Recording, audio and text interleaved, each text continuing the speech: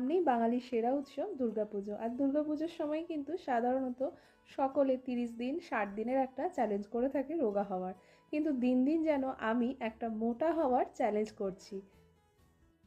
সকাল সকাল বাড়ি থেকে ব্রেকফাস্ট না করেই বেরিয়ে পড়েছিলাম আজ হিলসবোরোর উদ্দেশ্যে। আগে থেকে ঠিক করে রেখেছিলাম যে হিলসবোরো মার্কেটে গিয়ে ওখানে কিছু ব্রেকফাস্ট করে নেব। তো হিলসবোরো মার্কেটে ঢুকে প্রথমে দেখলাম একটা বড় গ্রিগস, তাই জন্য সবাই মিলে গ্রিগসে একটুখানি পিৎজা খেয়ে নিলাম। ওই যে তোমাদের বললাম আমি মনে হয় 30 দিনের কোনো চ্যালেঞ্জে নেমেছি মোটা হওয়ার। প্রায় দিনই যেন বাইরে বেরিয়ে আমার খিদেটা একটু বেশিই পেয়ে যাচ্ছে।